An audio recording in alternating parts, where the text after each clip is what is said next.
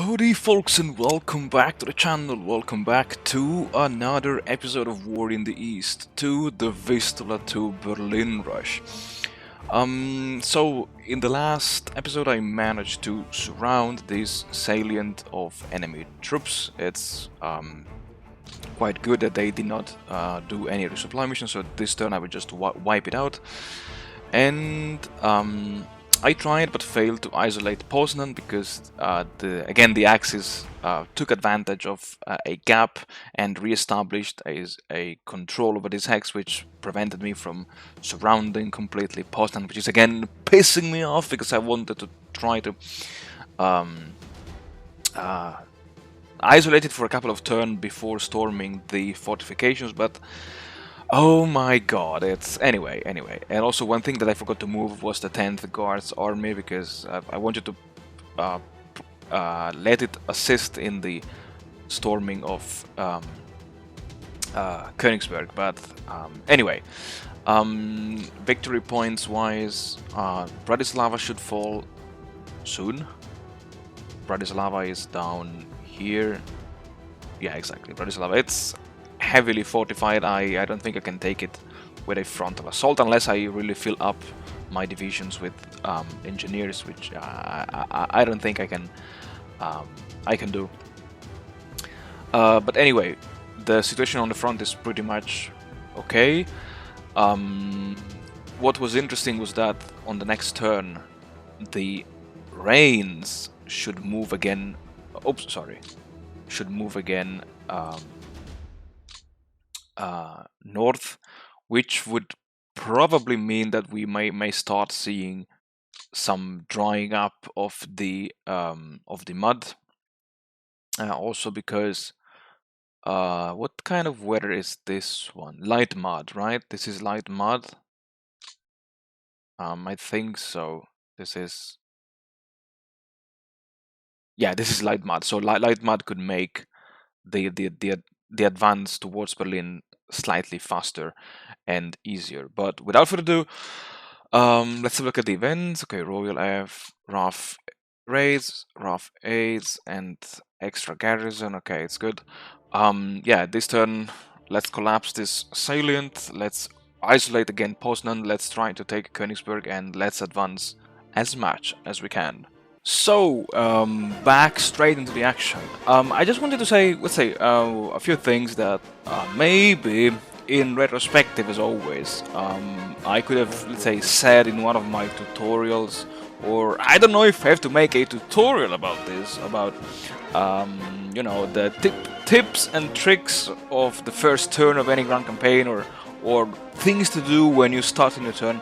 But you know, if there's one thing that I got used to do while playing the Vistula to Berlin scenario, was at the very beginning of the turn, I mean much later in the campaign, was to start the railway repairs.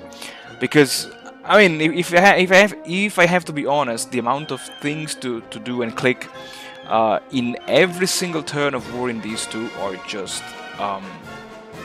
way too big. It's just way too big, and therefore it happened to me in the past when I was trying the grand campaign that I would just forget about, you know, just repairing the railways, or relocating my AOGs, or building depots, and then, you know, I would waste the logistics phase of my enemy, one entire turn of my enemy, and then I would realize, oh my god, why my units don't have supplies, why I can't relocate via railway my units until the, I don't know, the front line. And you know, and when I would click on the railway button, and I would see my FPD units still stuck, I don't know, 10, 15, 20 hexes behind the front, and I would be like, oh my god, I really forgot to repair the railways last turn.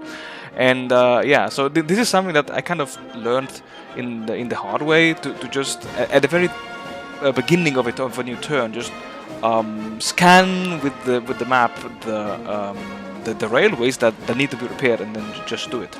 Because if you do it at the beginning, you don't have to worry about it at the end. So it's, you know, it's pretty obvious, you know. And anyway, Also, one thing that I noticed while rewatching this episode was that I was running kind of low and desperate of troops. I mean, not troops, but mobile troops with which to just surround uh, and encircle as many enemy units as possible.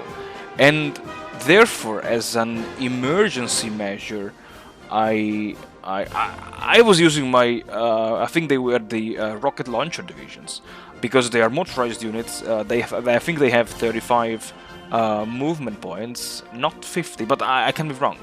And you know, I was like, sure, why not using them as a way to just occupy enemy hexes and prevent the enemy from getting supplied again.